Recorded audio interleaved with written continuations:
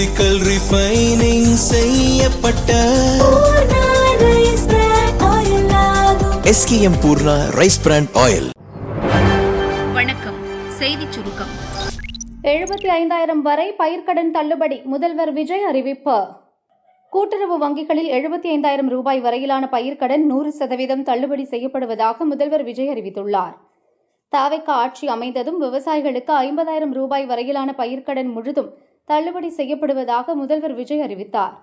1,00,000 ரூபாய்க்கு மேல் கடன் வாங்கியவர்களுக்கு 5,000 ரூபாய் தள்ளுபடி செய்யப்படும் என்றும் கூறப்பட்டது. அரசின் அறிவிப்பில் குறைபாடுகள் இருப்பதாகவும் வாக்குறுதி அளித்தபடி முழுவதும் கடன் தள்ளுபடி செய்ய வேண்டும் என்றும் விவசாயிகள் சங்கத்தினர், அரசியல் கட்சியினர் வலியுறுத்தி வந்தனர். இந்நிலையில் பயிர்க்கடன் தள்ளுபடி தொடர்பாக தமிழக அரசு செய்திக்குறிப்பு ஒன்றை வெளியிட்டது. அதில் கூறியிருப்பதாவது: கூட்டுறவு வங்கிகளில் 75,000 ரூபாய் வரை பயிர்க்கடன் பெற்ற குறு, சிறு மற்றும் இதர பெரு விவசாயிகளுக்கு 100% முழுமையாக பயிர்க்கடன் தள்ளுபடி செய்யப்படும். கடந்த ஆண்டு மே மாதம் முதல் நடப்பாண்டு பிப்ரவரி வரை பயிர்க்கடன் பெற்ற 14,43,000 விவசாயிகளுக்கு 6,000 கோடி ரூபாய் வரை தள்ளுபடி செய்யப்படுகிறது. இதன் மூலம் அதிகபட்சமாக 75,000-ம் குறைந்தபட்சமாக 35,000-ம் தள்ளுபடி செய்யப்படும். இந்த தள்ளுபடி எதிர்வரும் சாகுபடி பருவத்திற்கு கடன் பெற விரும்பும் விவசாயிகளுக்கு பெருமளவில் பயன் தரும் என கூறப்பட்டுள்ளது. நிதிநிலை வெள்ளை அறிக்கை மாலை வெளியாகிறது. தாவேக அரசு பொறுப்பேற்றவுடன் தமிழகத்தின் நிதி நிலைமை குறித்து முதல்வர் விஜய் புகார் தெரிவித்திருந்தார். நிதி நிலைமையை திமுக சீர்குலைத்துவிட்டதாக கூறிய அவர் வெள்ளை அறிக்கை வெளியிடப்படும் என கூறியிருந்தார். அதன்படி இன்று மாலை தமிழக அரசின் நிதி நிலைமை குறித்த வெள்ளை அறிக்கை வெளியிடப்படும் என நிதியமைச்சர் மரிய வில்சன் அறிவித்துள்ளார். மாலை 5:30 மணிக்கு தலைமை செயலகத்தில் நடக்கும் நிகழ்ச்சியில் வெள்ளை அறிக்கை வெளியிடப்படுகிறது. கடந்த சில ஆண்டுகளில் வருவாய், செலவினங்கள், வளர்ச்சி விகிதம் ஆகியவை இதன் மூலம் தெரியவரும். மேலும் தமிழகத்தின் மொத்த கடன் எவ்வளவு என்ற விவரமும் தெரியவரும். நிதிநிலை குறித்த வெள்ளை அறிக்கை வெளியிடப்பட உள்ளதால் அரசியல் வட்டாரத்தில் பரபரப்பு ஏற்பட்டுள்ளது. எம்எல்ஏக்களுக்கு பயிற்சி முகாம் துவங்கி வைத்தார் முதல்வர் விஜய்.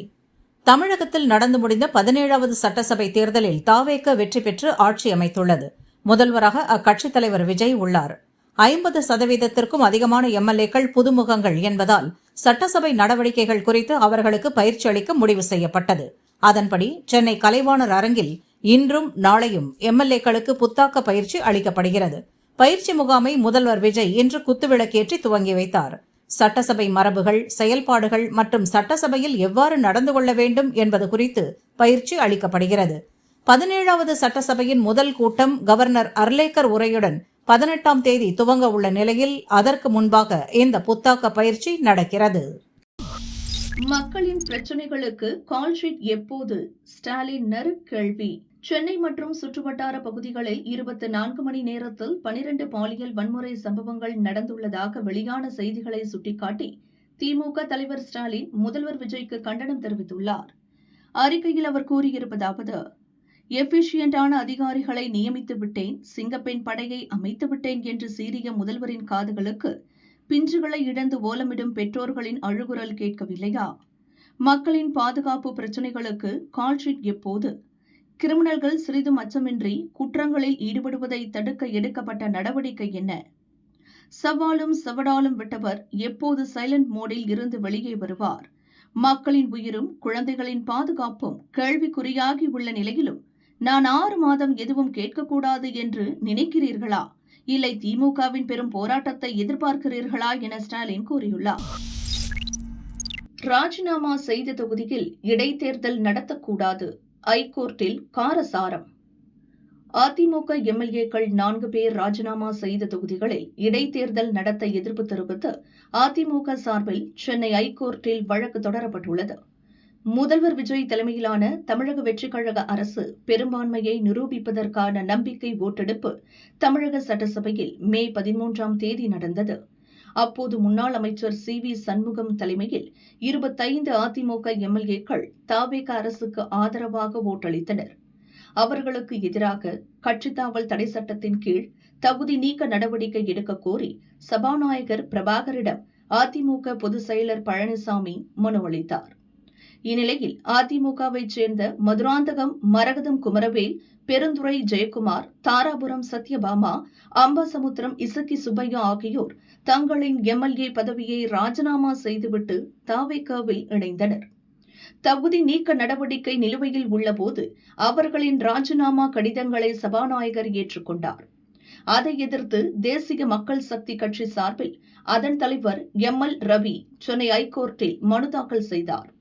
இந்த மனு தலைமை நீதிபதி எஸ்.ஏ. தர்மாதிகாரி, நீதிபதி ஜி. அருள்முருகன் அடங்கிய அமர்வு முன் நேற்று மீண்டும் விசாரணைக்கு வந்தது.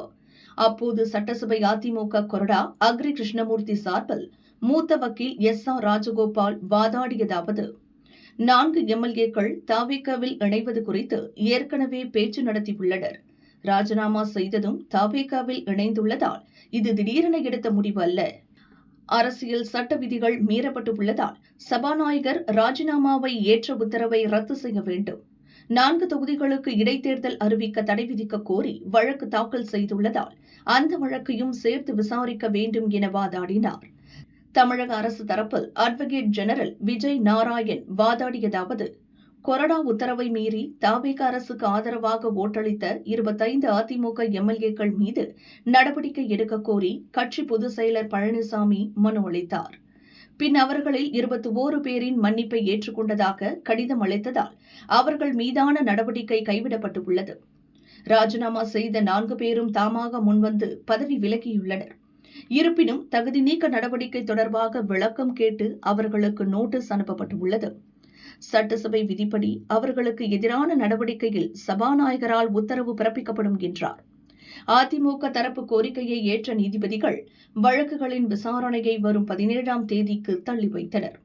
இதற்கிடையே சிவகங்கை மாவட்டம் திருப்பத்தூரில் வெற்றி பெற்ற தவேகாவின் ஸ்ரீனிவாச சேதுபதி, ராயபுரம் தவேகா எம்எல்ஏ விஜய் தாமு, கன்னியாகுமரி அதிமுக எம்எல்ஏ தளவாய் சுந்தரம், அம்பாசமுத்திரம் இசக்கி சுப்பையா ஆகியோரின் வெற்றியை எதிர்த்து சென்னை ஐகோர்ட்டில் தேர்தல் வழக்குகள் தொடரப்பட்டுள்ளன. மேற்கு வங்கம் முடிந்தது, அடுத்து தமிழகம்தான். அமித்ஷாவின் ஆபரேஷன் தமிழ்நாடு. தமிழக சட்டசபை தேர்தலில் பாரதிய ஜனதா குறிப்பிடத்தக்க வெற்றி எதுவும் பெறவில்லை.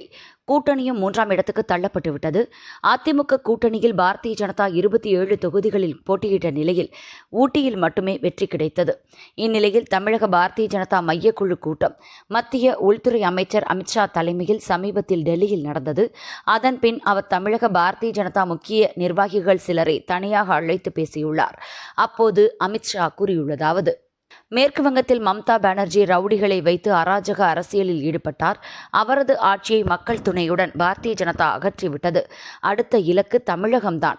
பிரதமர் மோடியை தமிழக மக்கள் விரும்புகின்றனர். மாவட்டம் வாரியாக கட்சி நிர்வாகிகளை அழைத்து மாநில தலைமை ஆலோசனை கூட்டங்களை தொடர்ந்து நடத்த வேண்டும். மாவட்டங்களுக்கு சுற்றுப்பயணம் செய்து தொண்டர்களை சந்திக்க வேண்டும். வரும் 2029 லோக்சபா தேர்தலில் தமிழகத்தில் பாரதிய ஜனதா 20 தொகுதிகளில் வெற்றி பெற வேண்டும். அதற்கான பணிகளை இப்போதே துவங்க வேண்டும். விரைவில் மத்திய அமைச்சர்கள் தொடர்ந்து தமிழகம் அனுப்பப்படுவர். அவர்கள் வாயிலாக மத்திய அரசின் திட்டங்களை மக்களிடம் கொண்டு சேர்ப்பதோடு தவேகா அரசின் தவறுகளையும் தொடர்ந்து சுட்டிக்காட்ட வேண்டும் என்று கூறியுள்ளார். விழுந்து நொறுங்கிய அமெரிக்க போர் விமானம், 8 பேர் பலியான சோகம்.